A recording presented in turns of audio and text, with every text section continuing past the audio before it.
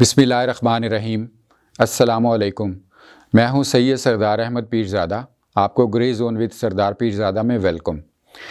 Honey مون ایک بڑا ہی خوبصورت اور دل فریب لفظ ہے، اور یہ ہنی مون کا پیریڈ بھی اسی طرح بڑا خوبصورت اور دل فریب پیریڈ ہوتا ہے۔ ہر طرف ہرا ہرا ہوتا ہے، چمکیلا نظر آتا ہے، ایک دوسرے کے نخرے لاڈ اٹھائے جاتے ہیں، کسی کی بھی کوئی غلطی ہوتی ہی نہیں، خواہ وہ جو مرضی کرے۔ اسی لیے ہنی مون کا پیریڈ بہت ہی خوبصورت پیریڈ ہوتا ہے۔ لیکن جب ہنی مون کا پیریڈ گزر جاتا ہے، اس کے بعد حقیقتیں سامنے آتی ہیں، تلخ حقیقتیں سامنے آتی ہیں، مسائل کا سامنا ہوتا ہے۔ اور ہنی مون کا پیریڈ جو ہوتا ہے وہ بڑا مختصر سا ہوتا ہے، چند دنوں یا چند ہفتوں کا۔ یہ پوری دنیا میں ایک آپ سمجھیے کہ رواج ہے۔ اس حوالے سے ہنی مون کا پیریڈ بہت کم عرصے کے لیے تصور کیا جاتا ہے، اس کے بعد حقیقتیں شروع ہوتی ہیں، زندگی کے حقیقی مسائل کا سامنا کرنا شروع ہوتا ہے۔ ہنی مون کا پیریڈ صرف دو انفرادی افراد سے ہٹ کر حکومتوں کے حوالے سے بھی کہا جاتا ہے، اور خاص طور پر ہمارے ہاں جو حکومتیں بنتی ہیں ان کے بارے میں بھی یہ جملہ اور یہ فریز بولی جاتی ہے کہ اب فلاں حکومت ہنی مون کے پیریڈ سے نکل آئی ہے، یعنی اب اسے حقیقی مسائل اور حقیقتیں جو تلخ حقیقتیں ہیں اس کا سامنا کرنا پڑے گا اور ان سے نبرد آزما ہونا پڑے گا۔ ہنی مون کا پیریڈ گزشتہ 74 برسوں میں جتنی بھی حکومتیں ہماری رہی ہیں ان سب کو موجودہ حکومت کے علاوہ سامنا کیا انہوں نے، لیکن وہ عرصہ ہنی مون کا ان کے لیے بہت مختصر سا ہوتا تھا۔ خواہ وہ سلیکٹ ہو کے آتے تھے، خواہ وہ الیکٹ ہو کے آتے تھے۔ آپ دیکھیے کہ شروع سے آپ 1947 سے لے کر جتنے حکمران 2018 سے پہلے آئے ہیں، سب کے سب کچھ عرصے کے لیے ان کے تو لاڈ نخرے اٹھائے جاتے تھے، ان کی غلطیوں کو درگزر کر دیا جاتا تھا، لیکن اس کے بعد جب وہ ہنی مون پیریڈ ختم ہوتا تھا تو پھر وہ حقیقی مسائل کی طرف آتے تھے اور بہت سے باتیں سامنے آتی تھی، اور الٹیمیٹلی آپ یہ کہیے کہ وہ حکومتیں جو تھیں وہ دوچار ہو جاتی تھیں مسائل سے اور شکار ہو جاتی تھیں مختلف مسائل کا۔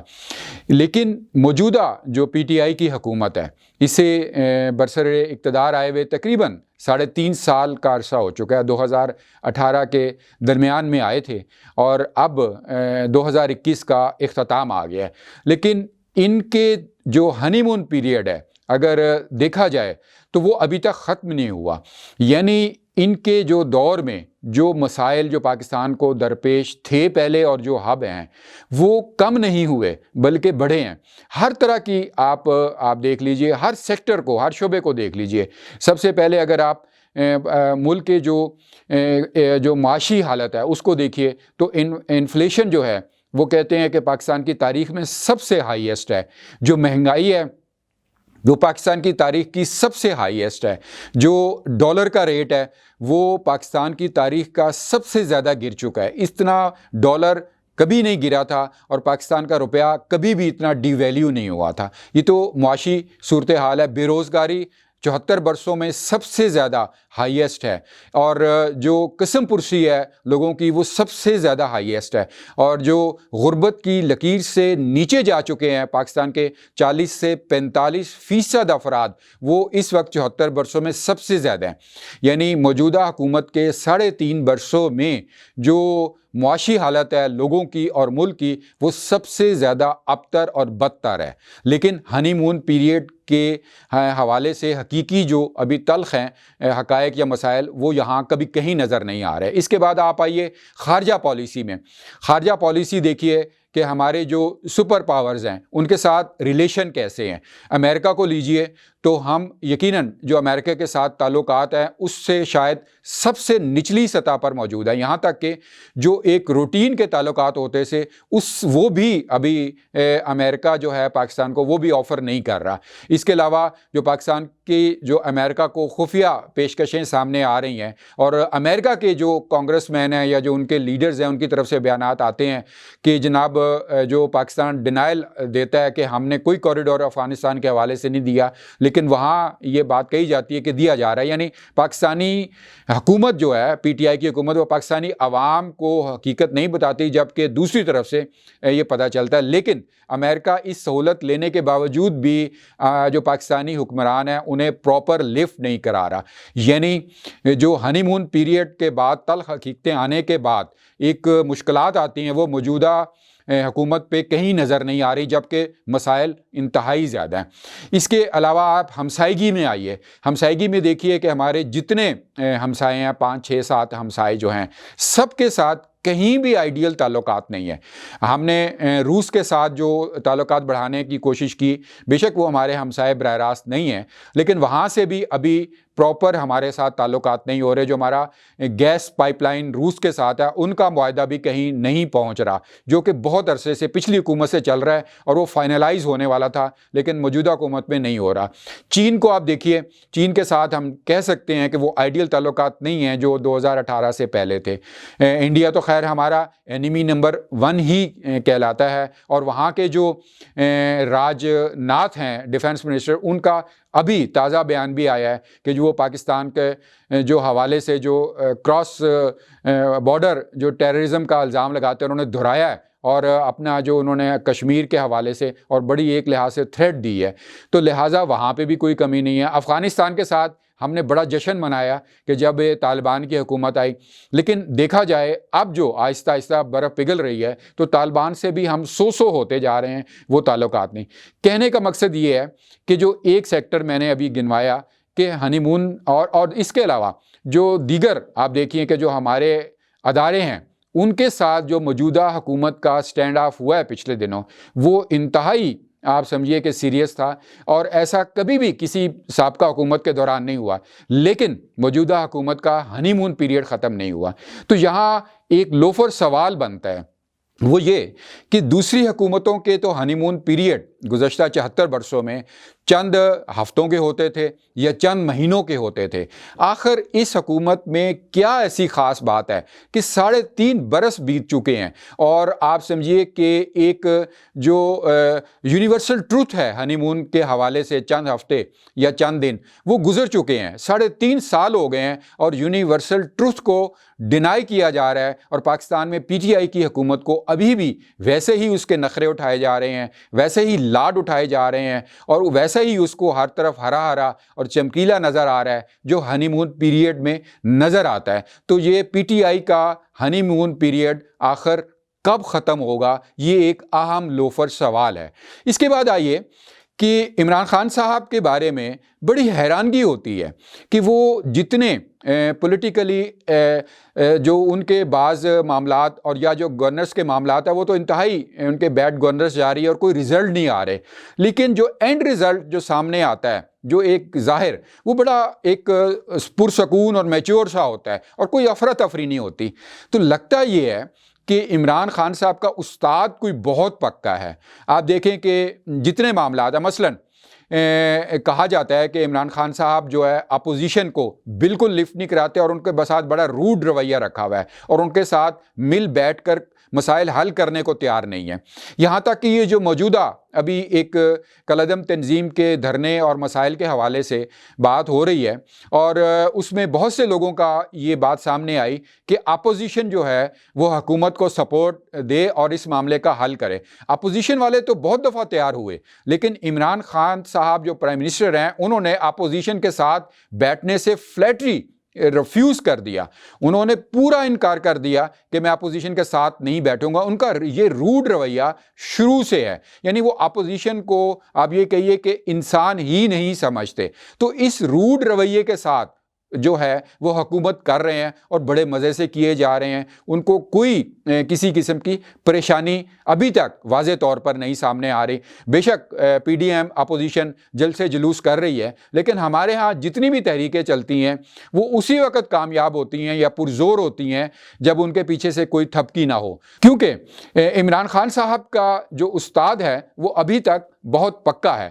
اب دیکھا جائے اگر تو ایک اور آپ دیکھیے کہ عمران خان صاحب کی جو اتنی میچورٹی پالیٹکس میں اگر آپ براہ راست دیکھیں، ان کے انٹرویوز دیکھیں، تو شاید ایسی نظر نہیں آتی، کیونکہ وہ اتنی ایسی بات کر جاتے ہیں جس کا بہت بڑا بھگتنا پڑتا ہے۔ تو یہ کہنا بالکل ٹھیک ہوگا کہ عمران صاحب کی اپنی سوچ شاید اتنی نہیں چل رہی پالیٹکس چلانے میں، جبکہ ان کے استاد کی چل رہی ہے۔ ایک چھوٹا سا آپ مثال دیکھیے، لاہور کا ایک حلقہ ہے 133، جس میں پرویز ملک صاحب کی ریلت کے بعد دوبارہ الیکشن ہو رہے ہیں۔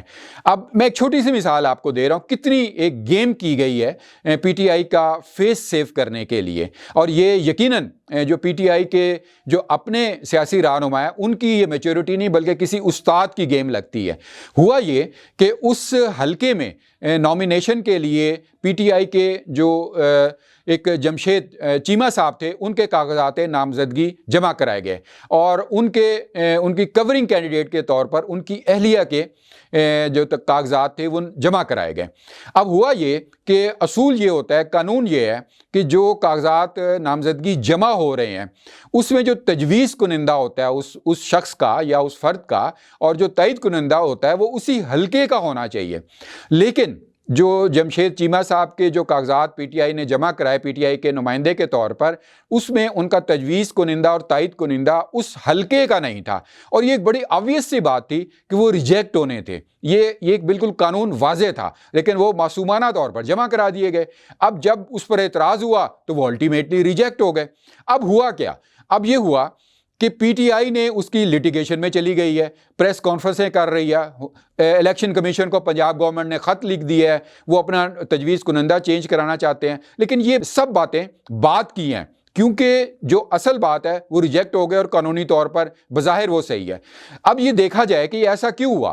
کیا پی ٹی آئی والے جمشید چیمہ صاحب یا جو ان کے سیاسی جو کارکنان یا مشورہ دینے والے تھے انہیں اس قانون کا نہیں پتا تھا؟ نہیں، بالکل پتا تھا، یہ بڑا عام سا قانون ہے۔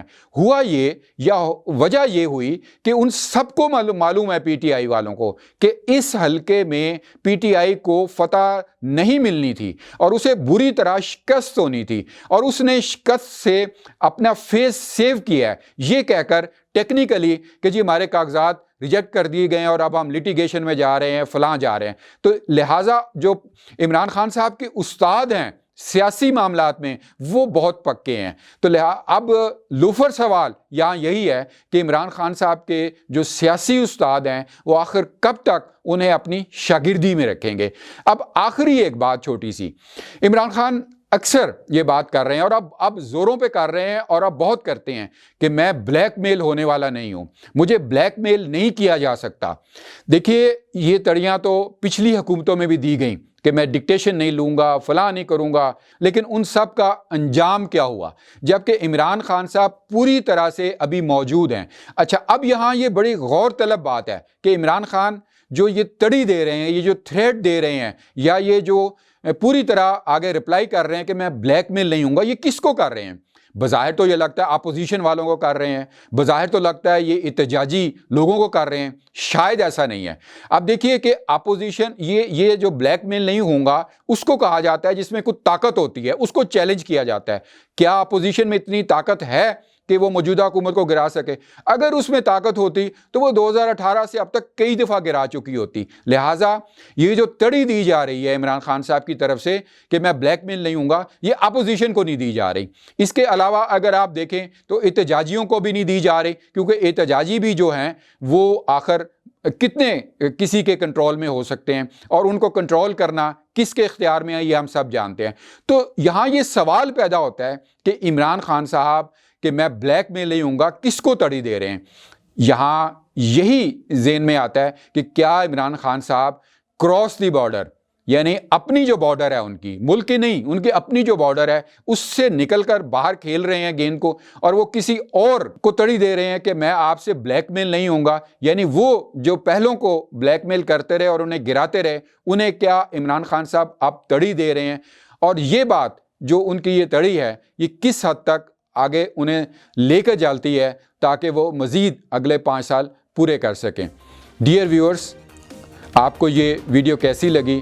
اگر پسند آئی ہو تو لائک کیجئے، سبسکرائب کریں، اور فیڈ باکس ہے اس میں اپنے کمنٹ ضرور دیجئے۔ God bless. پاکستان.